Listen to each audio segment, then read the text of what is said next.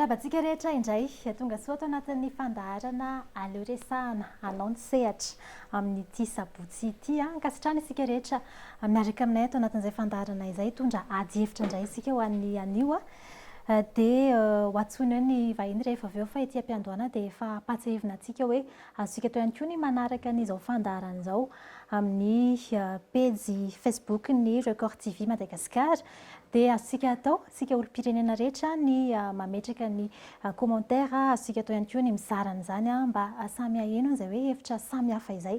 ny olom-pirenena tsirairay avy ao anatin'ny raharaha-pirenena amin'izao fotoana izao. Ho antsointsika avy hatrany ary aloha ny vahiny vahintsika voalohany amin'ity alina ity Rija Etel Razafimandimby analista politika manasanao tompoko azy toerana.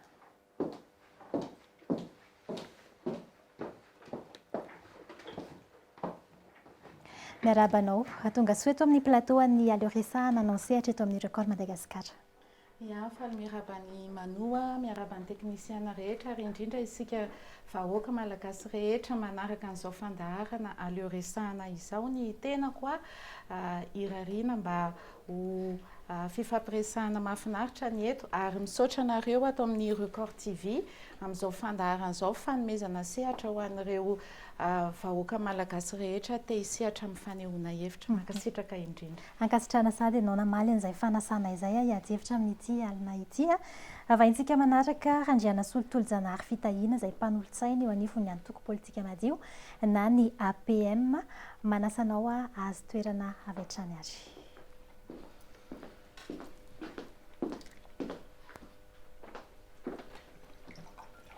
Miaraba ihany koa tonga soa eto amin'ny plateau ny aleo resahana anao sehatra eto amin'ny Record Madagascar. Faly miarabany ho manohy avokoa dia miarabantsika vahoaka malagasy ihany koa izay manaraka ny fandaharana engany isika tsy hanao sahala amin'ny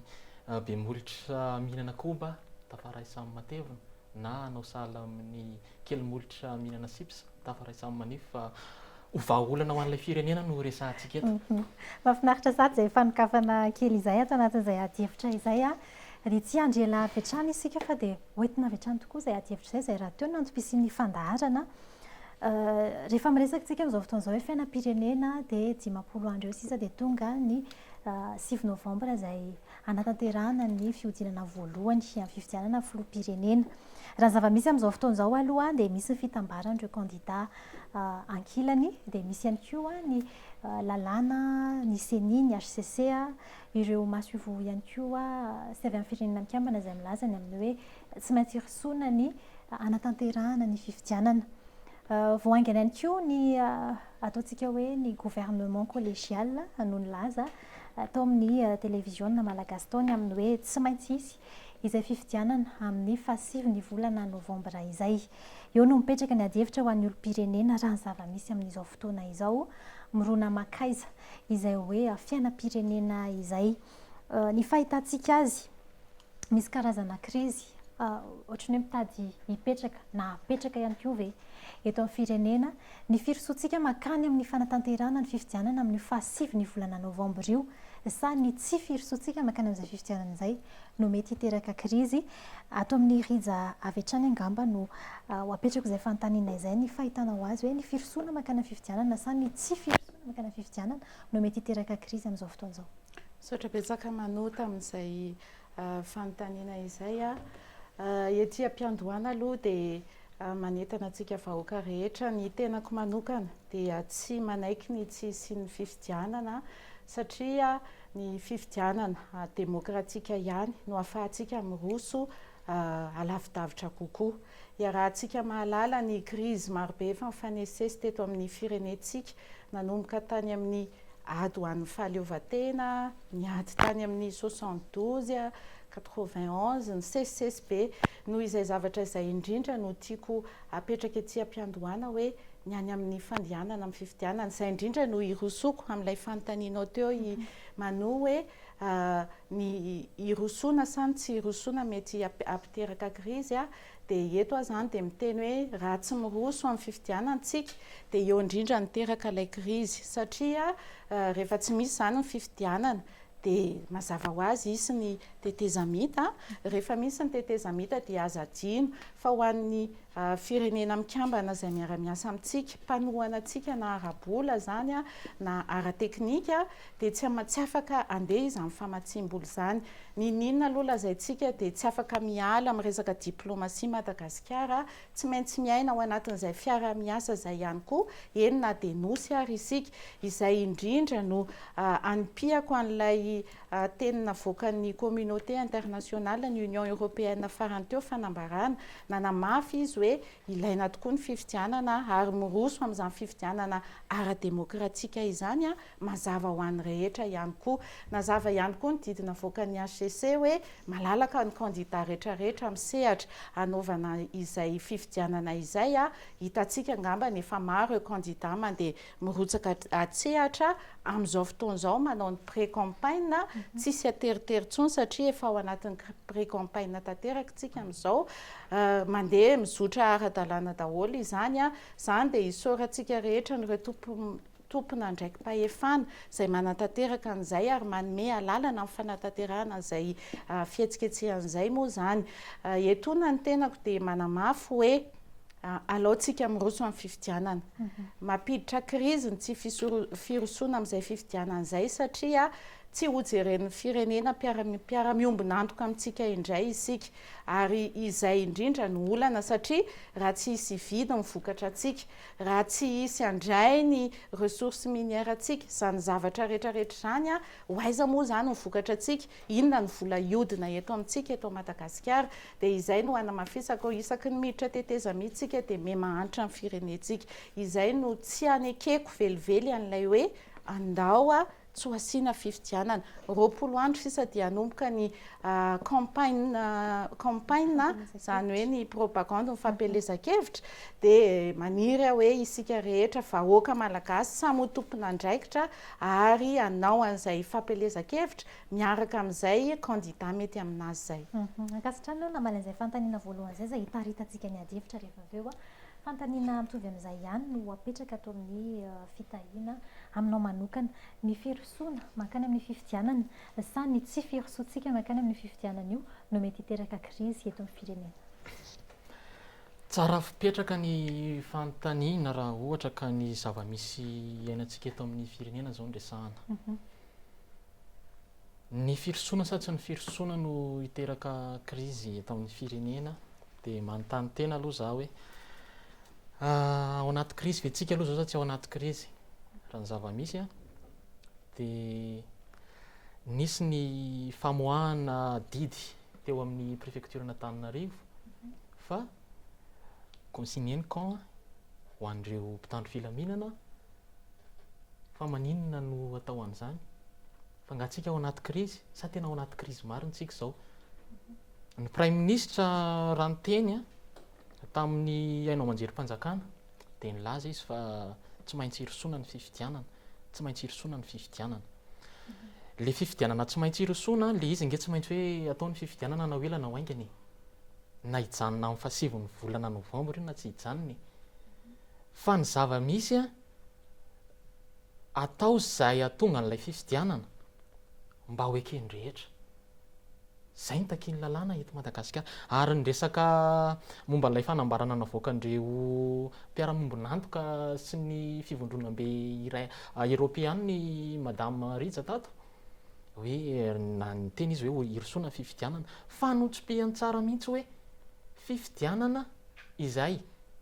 madio mangarahara ara-dalàna fa tsy nijanona fotsiny izy hoe tsy maintsy hirosoana ny fifidianana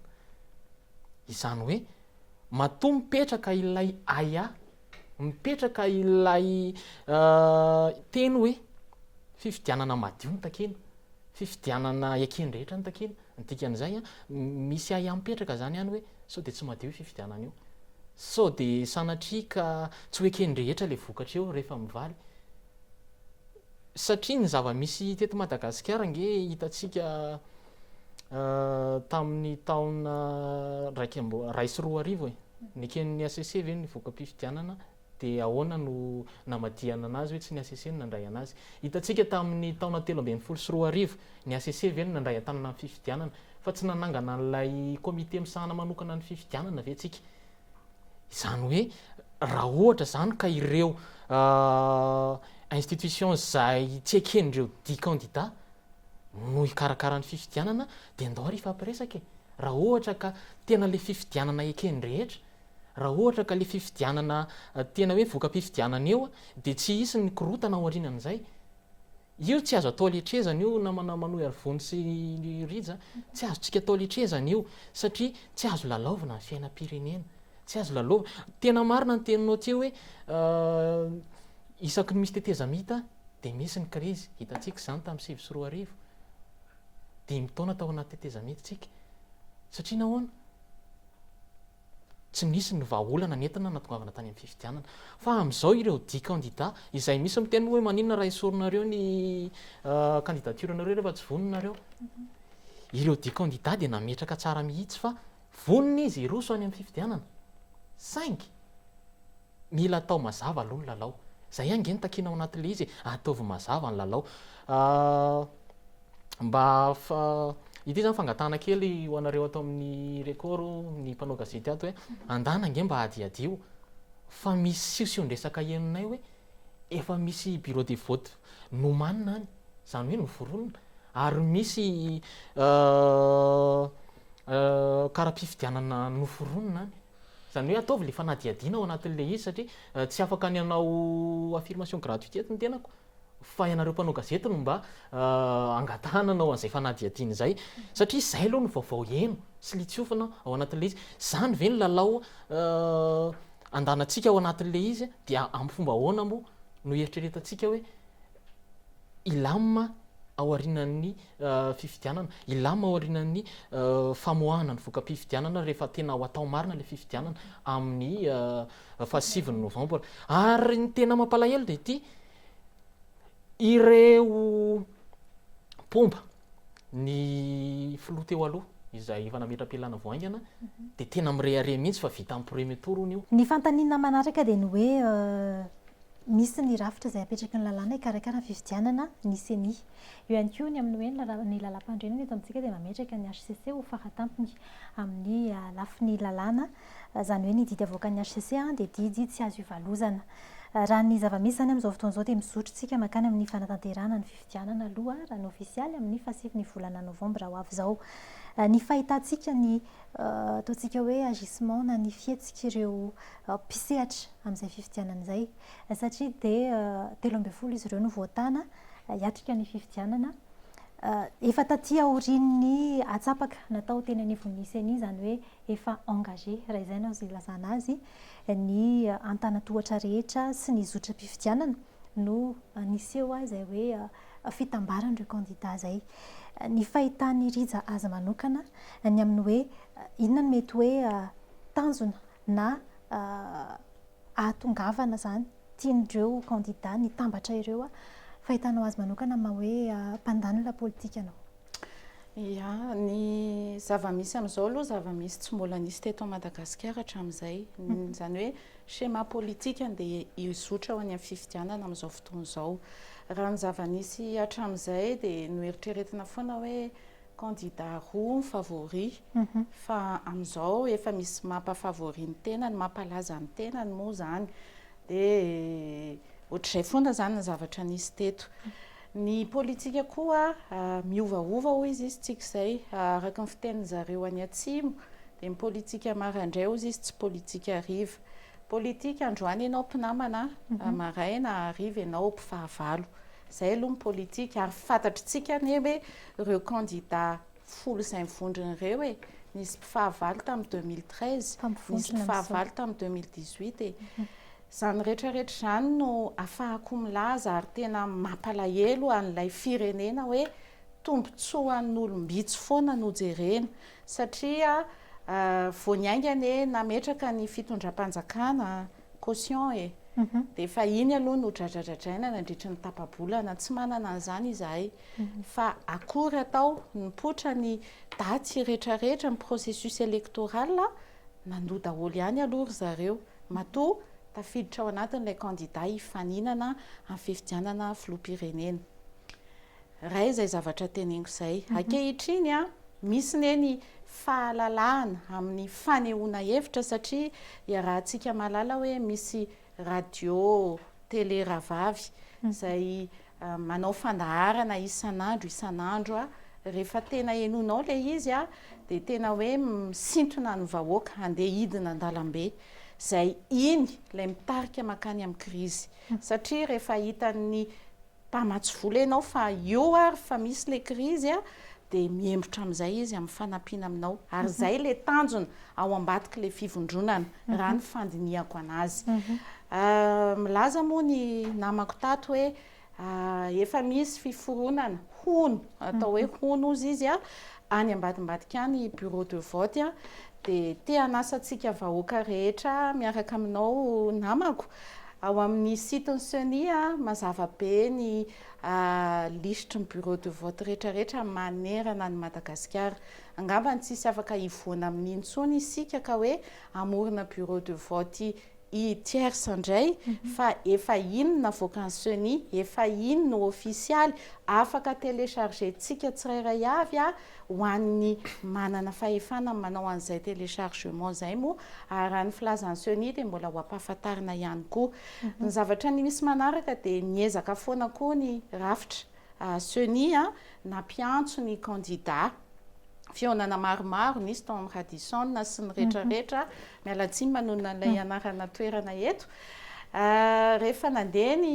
débat tao natrehako no teneniko a débat basket fond ny tokony nandeha fa lasa doléance administrative izany hoe fangatahana pitsopitsony amin'ny resaka administration no nivoaka tao lasa tsy débat tsony lasa tsy niresahana tao tsony a ilay resaka basket fond izay natongava ny Union Européenne teo. Dia izay zavatra izay zany ny tiako jerena hoe isika malagasy na izany teny izao arany a rehefa anatina fifanakaloza-kevitra dia lasa amina fo no manao zavatra fa tsy amina saina intsony. Tsara ho fantatritsika nefany a dia tsika raha te handroso aloha dia ny saina no ahafahana mandroso fa tsy ny fo. Izay indrindra ilay hoe raha hiroso amin'ny fifidianantsika dia ny saintsika no hifidy fa tsy ny fontsika. Rehefa fo no hifidy dia fanatisma ny anaran'izay fa rehefa saina no mifidy a dia hevitra viana ana candidat no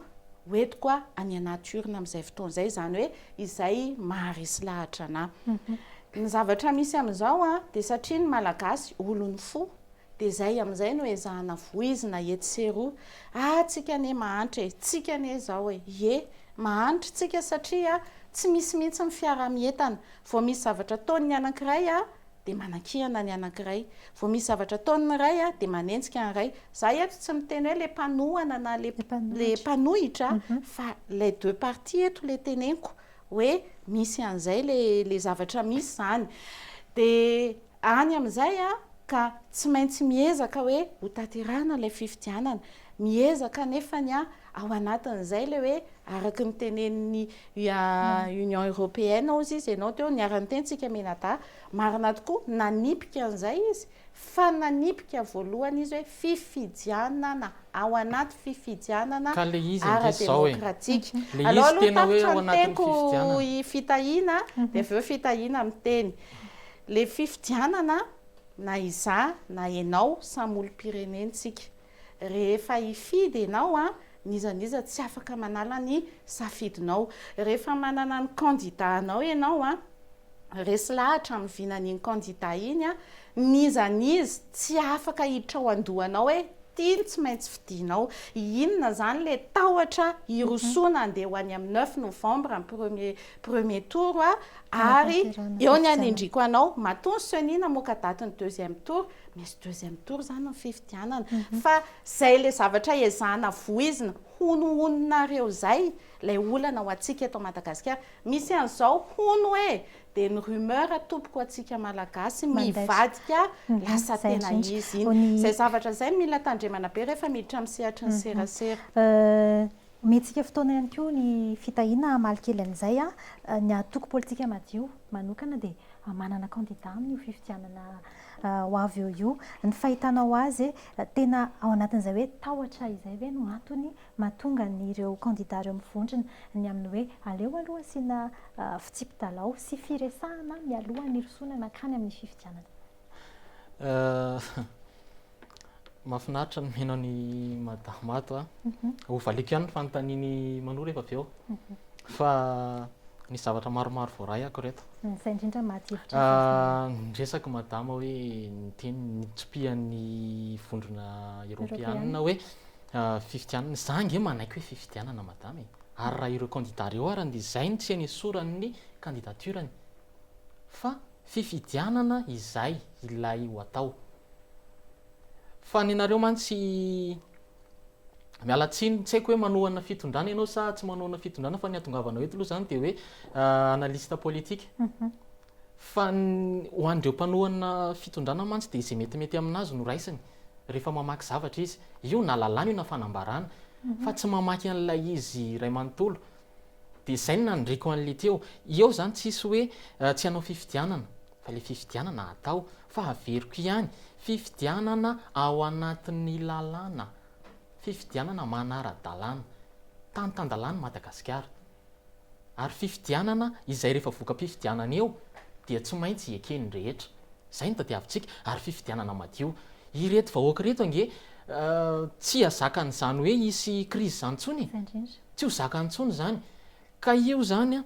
raha ny zava-misy, raha ny scénario miainga amin'izao aloha dia hoe ianareo ao amin'ny fitondrana anao letrezana fifidianana amin'ny 7 volana Novambra. Izay manamafy hoe ao anatin'ny lalàna ao anatin'ny lalàna ilay daty fifidianana. Fa tsy haiko hoe afaka mbola iresaka lalàna ve tsika rehefa avy hoe fa maninona moa zany nitakina ilay lalàna hoe ao anatin'ny lalàna marina ve tsy ao anatin'ny lalàna fa matoa reto dia kandida reto aloha mitambatra. Izay ahitsoko kely ilay teninao teo hoe mpifahavalo ao anatina politika madama tsy misy mpifahavalo zany. Tsy misy ny antsoina hoe fahavalo politika fa mpifaninana. Izay no izy. Ianao zany rehefa mirosaka ao anatina politika zany dia tsy mandray an'izaniza ho fahavalo ianao. Fa ny tokony ho raisinao ho fahavalo dia fahavalo ny mosary, fahavalo ny tsy fandriampahalemana, fahavalo ny fanondranana harem-pirenena tsokosoko, fahavalo ny fampitehana ny fampianarana, fahavalo ny fampitehana ny lafiny ara-tsosialy sy ny ekonomika eto Madagasikara. Izay ny tokony ho fahavalonao rehefa andeha hanao politika ianao, fa tsy andeha hanangana fahavalo, hanangana olona ho fahavalo. Ka hitsoko ianao hoe tsy fahavalo. Ary izahay raha manolotra kandida, ny kandida anay tsy manangam-pahavalo olombelona zany. Satria ny antony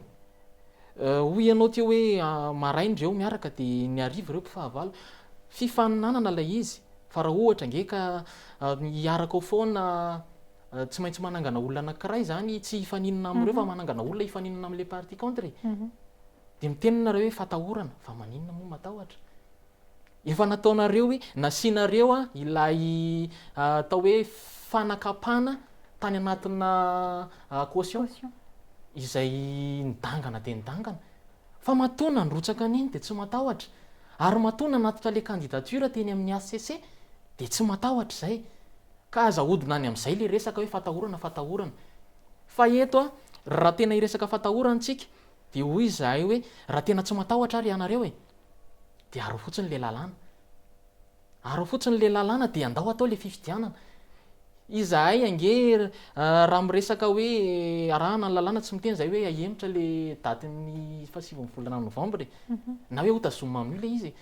Fa izahay zany tsy afaka mamaritra mihitsy hoe amin'ny noviana ny vao anara-dalàntsika, afaka 2 volana ve, afaka 2 volana ve, afaka 5 taona ve. Fa ny takiana dia izay fifidianana ao anatin'ny lalàna, fifidianana mangarahara, fifidianana eken'ny be sy ny maro mivoaka fifidianana eo avy eo. Fa aza taritana any amin'izay ilay adihevitrintsika hoe fatahorana, fa maninona ny atao an'izany ilay izy. Dia niresaka ianao teo hoe sao dia tsy hanampy intsony, tsy dia tsy hanampy intsony ny mpamatsy vola naheno feo tamin'ny 2024 hoe raha mbola hiankin-doha amin'ireo mpamatsy vola mahazatra isika dia averiko tsara na afaka 30 taona, na afaka 50 taona, na afaka 80 taona dia tsy handroso Madagasikara. Ianareo eto nefany mirehare hoe mpamatsy vola zany hoe nivadika ndraika izany le langazy tamin'ny 24 rehefa azo le toerana fa kainakana ny fony vahoaka fotsiny le izy satria samy mahafantatra daholo ny vahoaka fa ireo mpamatsy vola mahazatra ireo no mangeja amin'ny Madagasikara ary tsy ahafahantsika mivoaka mandrakitiny androany satria nahoana maro loatra le tsosa misavovona izay ampitrosain'ireo atsika izay trosaintsika ihany any ka tsy tafavoakintsika ny zava-misy ihany koa efa mba tomombana ve ny tena fikarakarana an'ity fifidianana ity satria raha ny zava-misy a dia nisy moa ny tableau izay nivoaka hoe ireto ny mpamatsy volan'ny fifidianana raha ny hitako tao dia ry zareo norvégiana sy ny PNUD ihany no namatsy vola izay efa validé dia aiza zany le ambiny misy vola avy eo amin'ny seny hikarakarana le fifidianana fa tamin'ilay nanaovana nanotanany bileta tokana arany dia nandeha ny resaka hoe tena mandeha tsikelikely le izy fa mbola mitady vola iady sy aroa ny seny ao anatin'le izy tena tomombana ve io fifidianana io ary tena iroso any amin'ny tokony ho izy ve io fifidianana io fa ny anatin'ny pitsopitsony kely eo anatin'izay hoe fanotana amin'ny bileta tokana izay arany dia efa ahitantsika olana misy vola ve ao amin'ny seny ary ity zavatra tsara marihana ihany ao anatin'le izy hoe ny tena mantsy ianao taria ampiandohana hoe efa tao anatin'ilay fanaovana tsapaka izay vao nivondrona le candidat anankifolo raha nanatrika tany amin'ny fanaovana tsapaka tsy niteny an'izany aho hoe tany amin'ny fanaovana tsapaka tsy niteny an'izay zay ny hoeniko teo mantsy tsy niteny aho hoe tany amin'ny fanaovana tsapaka fa taoarinany taoarinany fanaovana tsapaka zany raha nanatrika tany ianao dia nahita tsara fa rehefa navoakan'ny seni ilay lista avy any amin'ny ACC lista miaraka amin'ny candidat miaraka amin'ny numéro dia 12 ny candidat tao tsy tao ny candidat izay filoham-pirenena teo aloha vao nampidirina tena nivon'ny seni ny HCC nefa ny andro mialohany io no namoaka andreo lista ny candidat izay zany mampamitra mpanontaniana fa naninona zany nisy an'iny hoe nisy zavatra tsy tomombana ve tao amin'ny seni namoaka an'iny sa nisy zavatra hafahafa tao ambadiky le izy zay zany mametra mpanontaniana sisika vera izay no mazava ho azy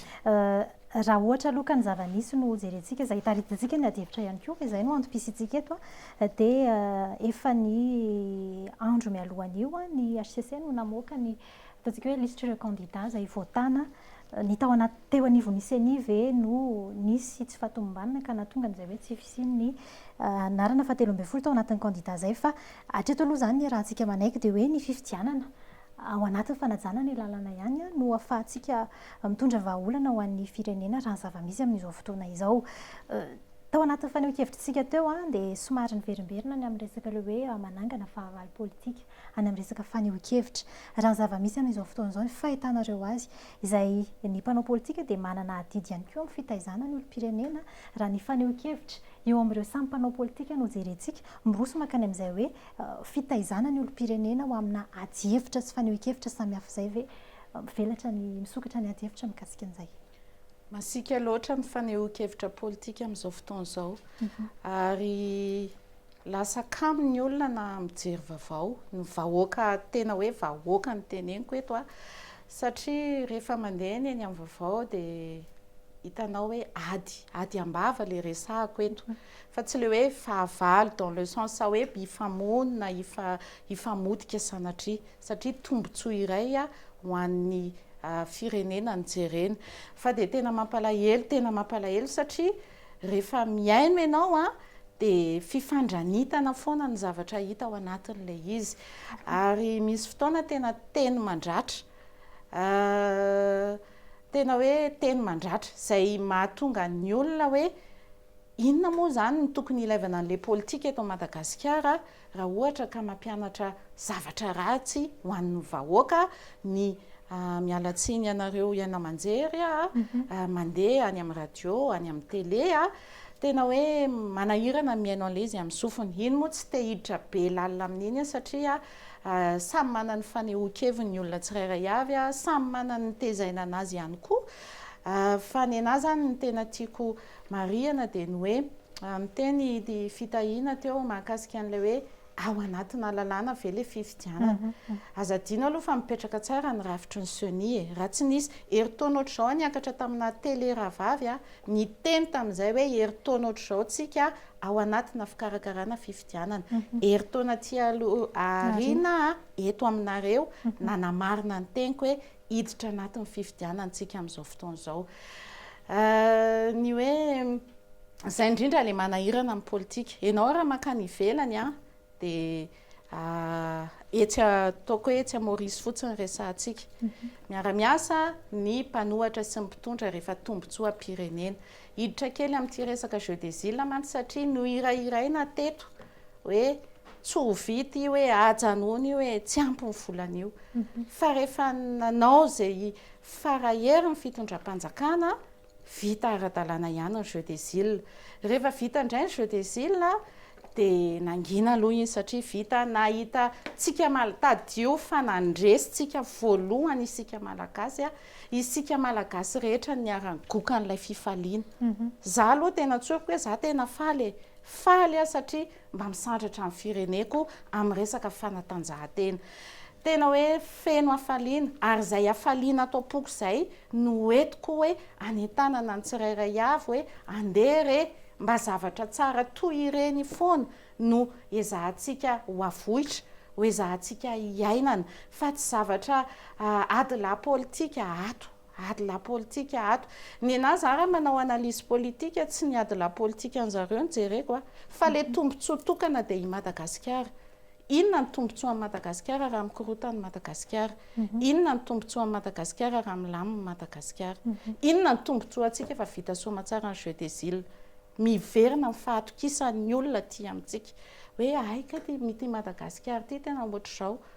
ary izay moa zany no mahafinaritra ho antsika rehetra aloha rehefa ny fanatanjahantena manambatra antsika dia tena mitambatra ka za ngamba ny tena te hiteny hoe sao dia tokony hisehatra bebe kokoa any amin'ilay fanatanjahantena mba hahafahantsika mifankatira ohatra ka izay ny ahafahantsika mampandroso an'ilay Madagasikara any koa tsy mipetraka le hoe olony fo fa fo sport indray no entina amin'izay fotoan'izay mazaka resy ohatr'izay ny combat rehefa fifidianana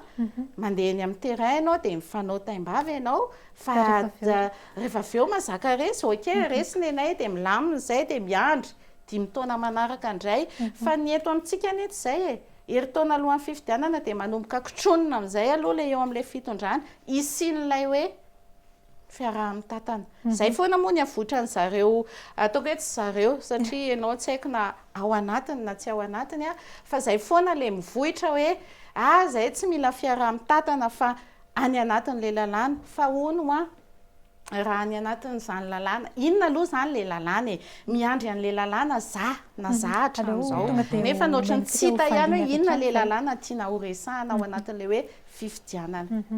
ianao tena nisy namerimberina zay raha lafiny lalàna zay fa ho averiko kely ihany koa amin'ilay lafiny ampifandraitsika amin'ny lafiny fanehoan-kevitra teo ina mana moa zany le tena hoe andrasan'ireo le candidat mifondrina ireo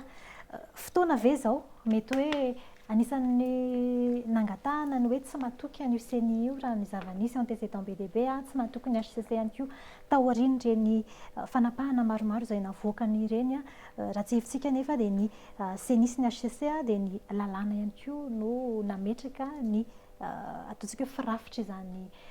CENI sy HCC izany inona zany le tena andrasan'ireo le candidat folo ireo amin'izao tsara fipetraka mihitsy le fanontaniana satria atao hoe tsaratsara toerana ihany amaly an'izay satria ny candidat ny atoko politika madio dia ao anatin'ilay fivondronan'ny mpampifidy anankifolo naverimberiko teto foana mihitsy ilay hoe lalàna satria tany-tandalàna Madagasikara tsy azontsika adinoana mihitsy izay nantany madame Rija teo hoe inona le lalàna mety hoe efa fantatrao ihany ilay izy fa mety hodinao tsy fantatra satria ianao analista politika tokony ho hainao tsara zany zay ka zay mihitsy hoe ho an'ny vahoaka ny resahako an'ilay izy eto satria raha ho resahako an'ny Riza le izy minao fa hainao tsara mihitsy ny lalàna ho resahako eto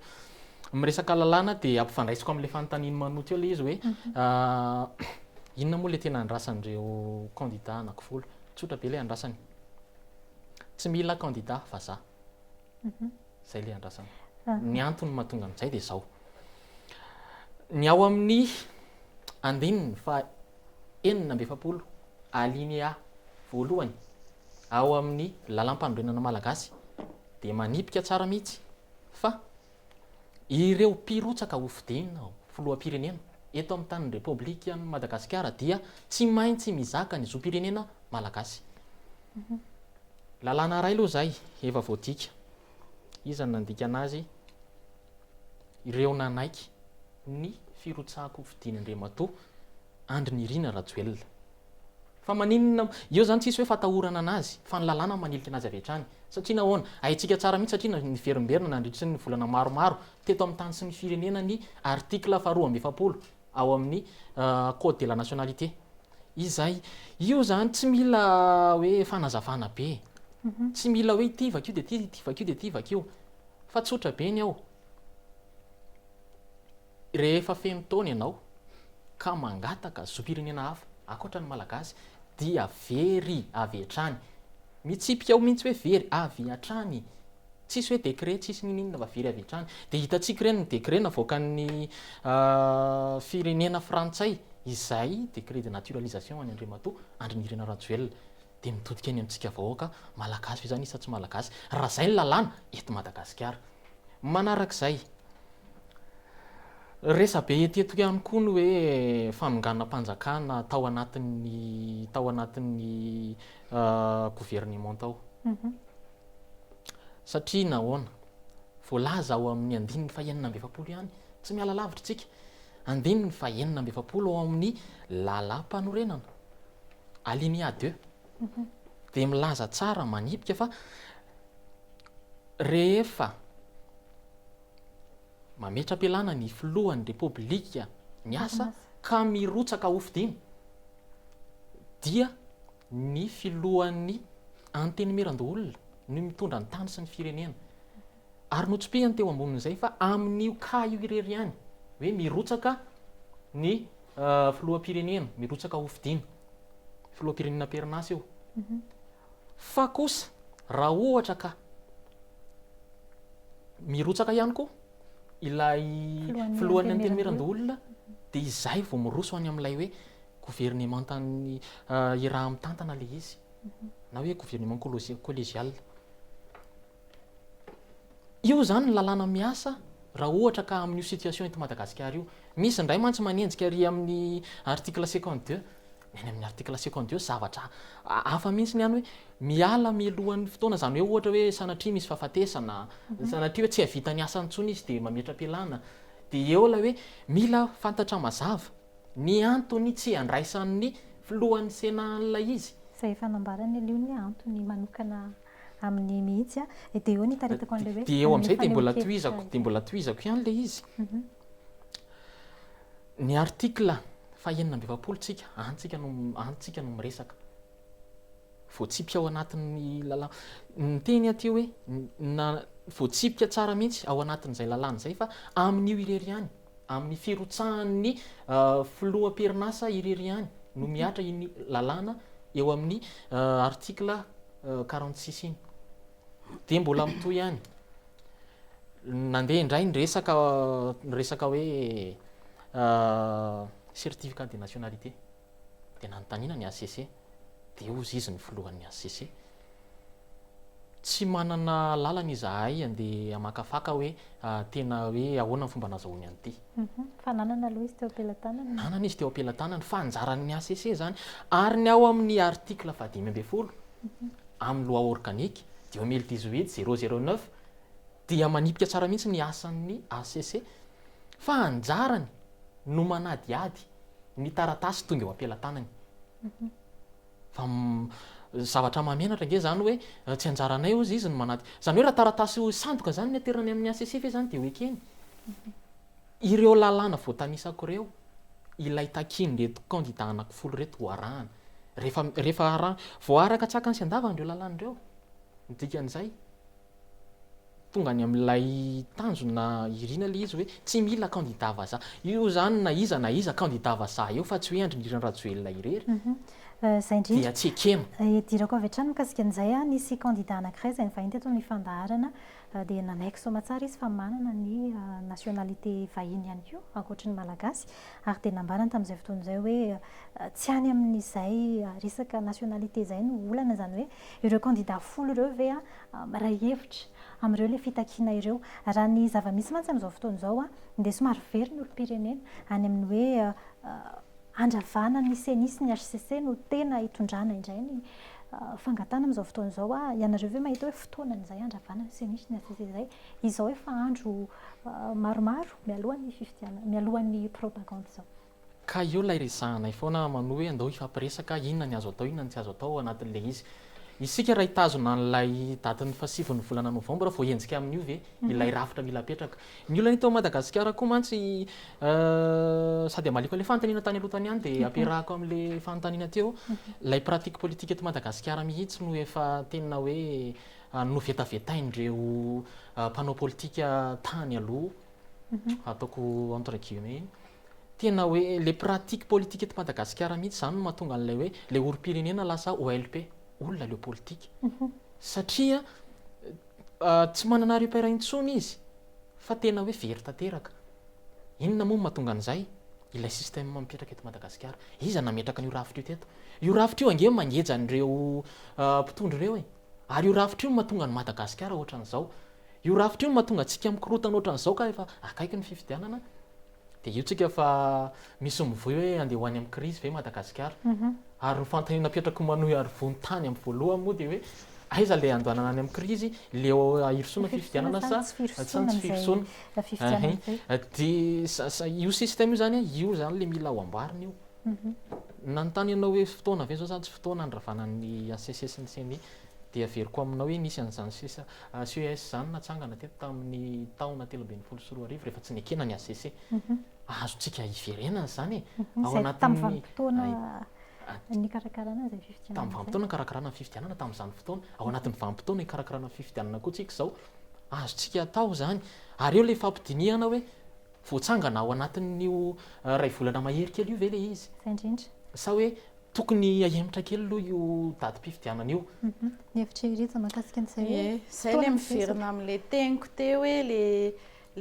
le fitediavana n'le fiara-mitatana satria rehefa mieritreritra nangana rafitra anankiray dia misy représentant ny rehetrarehetra iny tsy maninona satria le hoe ny hevitra rehetra no hoatambatra amoahana hevitra anankiray anatanterahana ny CES zany raha nijoro tamin'ny 2013 tsy avy un jour ny propagande aloha zay aloha dia tsy indriko tsara zay efa nijoro meloa ny CES niarana molavola nandeha nakany amin'ny fifidianana tany amin'ny 13 faharoa manarakarak'izay mahakasika an'le resaka hoe candidat tsy candidat nationalité tsy nationalité ho anahy manokana aloha io question de conviction na hoe fandrisendahatra manokana le izy nodradradradraina aloha ny resaka nationalité ngamba ny hitantsika nandritra ny roa volana mbola mitohy izy hatramin'izao angambany kosa aloha tsy fahotana zany manana double nationalité zay raha ohatra ka ho atsika na olom-pirenena ianao na candidat ianao na iza tsy fahotana amin'ny fananana an'izany aloha voalohany indrindra ary ny rehetra mety maniry anana an'izay avokoa nizaniza teto ny azakazaka nitady an'izany resaka nationalité zany rehefa tsy eo amin'ny fitondrana ka lasa zay le teneniko le hoe tambabe amina olona anankiray sisa le zavatra atao aloha ty dia tsy nety iny atao indray ty dia tsy nety iny akaiky ny fifidianana izy ao anatina candidatisme namoaka teto hoe mila manao rafitra anankiray mivoaka ihany izy zany zay hoe zay zany ny andrasan'ny zareo ao anatin'ilay izy dia rehefa tsaiko inona moa zany no eritreretinareo atao an'le anarana fa zavatra anankiray no matsikaiky moa zany ozy izy tsika malagasy rehefa nampiantso ny CENI dia candidat solitenana candidat roa zay hitsofoka ao anatin'ilay rafitra mpanaramaso no tonga teny anivony seni izay mampagaga hoe ety amin'ny aina manjeryntsika mitabataba mitady rafitra fa rehefa mampiantso ilay tompona andraikitra anankiray dia tsy tonga tsika manao an'izay fifampiresan'izay tadio ny politika dia fifandresen-dahatra sy fifampiresahana tsy fitabatabana aty sy aroa akory ny atao hoe politika anatina trano mifampiresaka dia mifandresy lahatra izay aloha no hoanahy amin'ny hoe sady mba mpampianatra kely ihany ny tena tsy andeha hampianatra zavatra ratsy ho an'ny olona izay ampianariko koa ny tenako izay no mahatonga ana amin'ny teny hoe aoka re tsika indrindra fa isika tanora isika reto no avin'ny Madagasikara marina hoe fanomboan'ny politika atsika ny zavatra ohatra izao fa aoka isika tsy ho lalaovin'olona amina resaka rafitra na amina resaka andininy anankiray raha ny resaka izy teo resaka constitution ao anatin'ny lalam-panorenana dia mazava tsara fa vakina miaraka amin'ny andininy 170 ny andininy 210 alinéa 3 en cas d'empêchement du président du Sénat mazava tsara izay avereny vakina tompoko ny lalam-panorenana fa mazava teneniny ao amin'ny andininy 170 vakina miaraka ireo fa tsy hoe vakina mitokany ity dia rehefa tsy metimety indray ity dia ampiasainay indray ity izay zany le izy inona ny empêchement ny ny antenymeran-doholona miankina amin'ny tenany manokana ozy izy izay tsy nilazainy tsika rehetra ny aranahita an'izany conférence de presse nataon'izany miankina amin'ny tenany manokana ilay izy ny lalàna napetrakintsika référendum tompoko io lalàna io na laninana azy tamin'ny 2010 eniny nandresy marobe plus de 50%. Zay ny tiako tenenina hoe ny lalàna izay ny lanitsika isika rehetrarehetra fa tsy hoe rakoto na rabe ny nandany an'io lalàna no lanitsika no nametraka an'izay ao amin'ny alinéa 3 ny article 52 izay ny teneniny fitahiana teo izay hoe en cas d'empêchement nanana empêchement filohan'ny antenymeran-doholona hoe tsy afaka andray an'io fa efana io noho ny antony manokana izay tsy afaka ho antanitsika moa izy hoe inona ny antony manokana rehefa tsy afaka andray izy dia inona ny voalaza ao anatin'ny lalàna gouvernement collégial alinéa 3 daholo miteny an'izany linina anankiroa no manambara an'izany tompoko dia izay zany ny tiako tenenina hoe fotoanantsika mandeha mahafinaritra le débat mahafinaritra le fifampizaraina aren-tsaina ary tena ilaina tokoa ny zavatra ohatra izao fa ny anahy zany dia tokana ary mahitsy foana ny anahy hoe fifidianana any natiorina tompoko ny afahantsika mifandresy lahatra tsy mety aminareo ny candidat anankiray azafidiana fotsiny izy dia tsisy olana izany hita eo indray mivalim-pifidianana avy eo fa izao mantsy dia fa irairaina sahady vao mandeha io fifidianana io dia isy ny crise post électorale fa maninona tsy maintsy izy ny crise post électorale andeha hidina andalambe zany izay candidat tsy olany eo zay ny dikan'izay zavatra zay sa andeha anao inona zany izay candidat tsy olany eo za manokana zany hitako hoe tsy mety izay zavatra zay atao inona ireo mpitandro ny filaminana izay namoahana noty mihitsy namoahan'ny préfet Antananarivo izy le matahotra korotana eto iza zany le anakorotana zay nareo ihany angemy mandefa n'lay ahihany an-tsain'ny vahoaka ny vahoaka vao mahita nyreny mpitandro ny filamina nyreny manao rodo be ny andalambe indrindra eo amin'io kianjany 13 May io dia mazava be ny eo an-tsain'ny vahoaka hoe fa isinona indray azadiny fa manana ny atao hoe renseignement généraux eo nanareo candidat manana an'izany matoa misy ny zavatra anankiray dia misy antony eo fa tsy hoe faly te hamoaka n'ireny fotsiny koa aloha zany aloha zavatra tsy possible namako fitahiana hoe ireny ve zany natao hery famoretana ireo zay tokony anio raha hery famoretana ireny dia tsisy olona mivezivezy eo Analakely disoko maro mandehandeha eo be da be ny olona makeo fa diso kosa le hoe hery famoretana raha matahotra ny olona dia tsy sahidiny eo Analakely tsy etseny eo Analakely azony fitahiana le izy mikasika an'le hoe ny antoko politika madio anisany manana candidat ao anatin'io candidat numéro 8 izay mosary zay indrindra efa anisan'ny fanehoan-kevitra nentinareo zay iriza teo ny teny manokana ny amin'ny hoe mety efa ireo candidat ireo ihany ve no mieritreritra hidina an-dalambe na anohatra ny valim-pifidianana raha toa ka irosoana ny fifidianana ka mahatonga an'le hoe tsy maintsy hisy krizy aoriana izay fifidianana izay raha toa ka irosoana ity fifidianana ity. Ianareo manana candidat ao amin'ny APM ianareo ve raha toa ka ho tanterahana ny fifidianana amin'izay fahasivy volana novambra izay anaiky izay mety hoe voka-pifidianana hipoitra amin'io aoriana 9 novambra io ve ianareo? Mety anaiky ve mety tsy anaiky ve fa hovaliko ian'izay fa nisy teboka anankiray voaraiko tato ambonimbony tato resaky rija hoe io resaka fanaovana politika io sy ny firotsahako fidiana faharesen-dahatra. Toko tena faharesen-dahatra io saingy misy lalàna mametra anazy satria ao amin'ny loi organique 2018 008 009 dia milaza an'izay mihitsy hoe afaka mirotsaka daholo ny rehetra rehefa manaraka ny lalàna. Le izy faharesen-dahatra tena izay mihitsy saingy le zavatra toeriny eto ange tsy ilay olona izy tena ny manokany dia nresaka ianao hoe double nationalité fa izy raha ny lalàna ny code de la nationalité to Madagasikara dia tsy double izy fa simple frantsay. Dia eto koa le tsara hazavaina hoe tsy ilay frantsay tompoko ny tsy tianay izay mantsy nivoizin'olona hoe ianareo tsy tia frantsay, tsy tompoko tsy frantsay ny tsy tianay fa ilay rafitra napetraky ny frantsay. Ary indrindra ny olona izay olona manana zopirenena frantsay ekentsika ve hoe izany ny olona hitondra Madagasikara, fantatsika hoe izy izany frantsay izany fa lasa voanantsika mantsy le débat ao anatin'le izy hoe ianareo tsy tia frantsay sy ny izao lasa miditra any anatina vie privée an'olontsika ao anatin'le adefitra nefa adefitra politika le atao.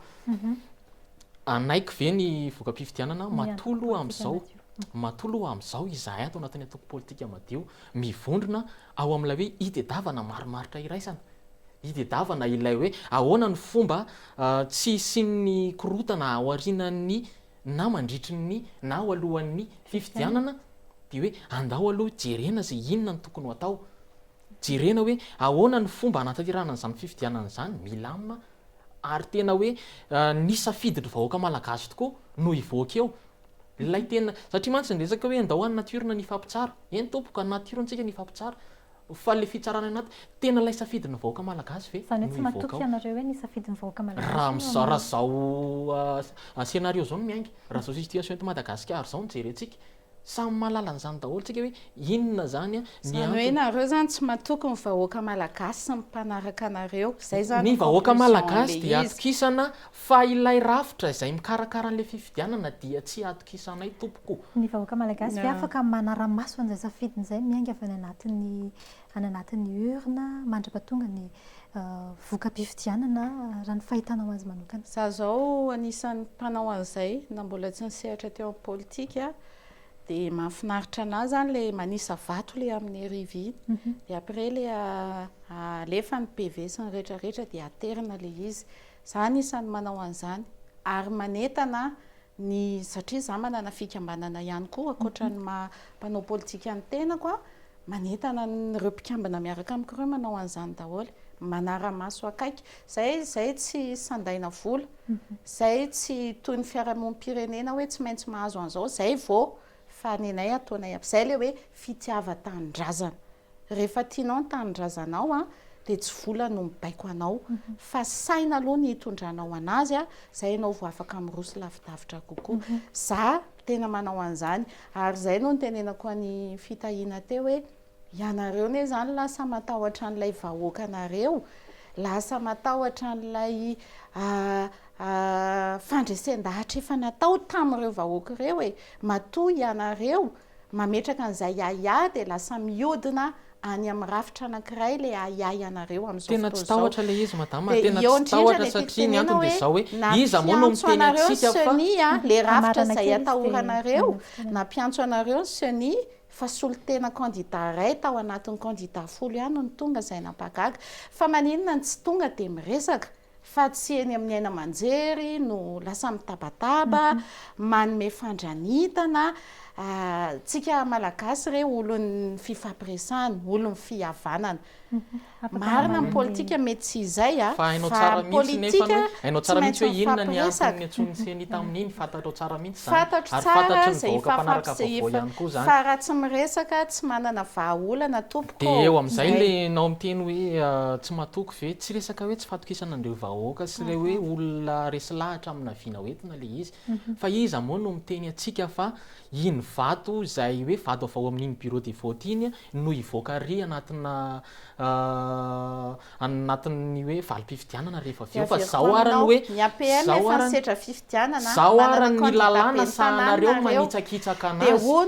lalàna velona eto pratikanareo ve zany teneninao zany mahatonga anareo miaya satria zavatra ataonao ihany aloha no anananao zavatra hita zany satria ny antony satria mbola tsy ao anatin'le fifidianana samy miaina tsy voazao nisy fifidianana teto madama efa nisy fifidianana teto ary efa nahazo andreo candidat zay nitoroka nitondra hoe tia nisy an'izao tia nisy an'izao izany hoe azo raisana fa tsy mitombo n'izany ka izy aloha efa tsy eo ntsony efa filohan'ny HCC hafany eo dia aza tany saina ntsony zay nanao tsy mety azonao le izy nisy ireo candidat maromaro izay nitondra ny fitoriana teny anivon'ny HCC amin'io HCC zao io fa inona ny navaliny namaly eny tsara mihitsy ny navaliny hoe inona sady tsy azo raisana ny tsy mitombona fa adala tsy mahay article 2 vakio ny article 2 tamin'iny zavatra fitoriana nataony iny fa zay le mahavoa atsika alao ianao asaiko amaky ny article 2 fa namoaka valiteny tsara izy dia jereo sur le fond et la forme vakina tsara daholo reny rehefa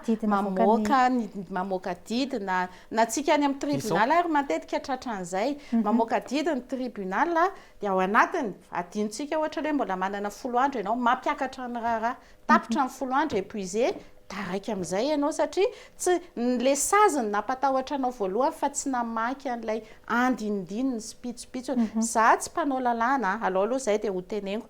ary zay mahafinaritra na amin'le resaka lalàna ianao raha vao verina virgule ray ary ao anatina lalàna dia diso daholo ny fandikanao an'iny zavatra ny dikan'izay ve zany hoe tsy maninona mihitsy satria afaka mitondra ny hevitra ao ianao fa zako hitondra ny ireo mpahay lalàna izay namolavolany fitoriana iny ve zany tsy mpahay lalàna anankiray fa maromaro zany tsy mahay lalàna ve zany zareo ary eto zany lay mampitehiteny hoe sao dia tsy ilaina ntsony ary ilay lalam-piofanana lalàna eto Madagasikara fa ny lalàna misy arany eto hitsahana efa voalazako teo ilay lalàna vao hitsaka tena hoe ohatran'ny manambany an'ireo olona nianatra lalàna tsika ao anatin'le izy indrindra ireo izay tsy mpahay lalàna akory fa mpanao politika no mandeha manao avocat du diable ao anatin'izay ary manodina n'ilay lalàna manodina le izy any amin'ny plateau eto zao miresaka lalàna sa ianao juriste tsy juriste fa mahay momba ny lalàna ny tena adihevitra eto amintsika amin'izao fotoana izao dia amin'ny hoe ny lalàna ary izay nampipisin'ny lalàna moa zany eny anivon'ireny fitsarandreny matoa ny olona anankiray mitory maka avocat nitoriana ihany koa maka avocat dia hoe samy mandritrotra n'izay lalàna mety hisy azahoany an'izay fiarovana izay ao anatin'izay mipetraka eto ny adihevitra dia zay mihitsy no antony nahatonga antsika nitondra izay faneho-kevitra rehetra izay hamarana ny fotoana isika sady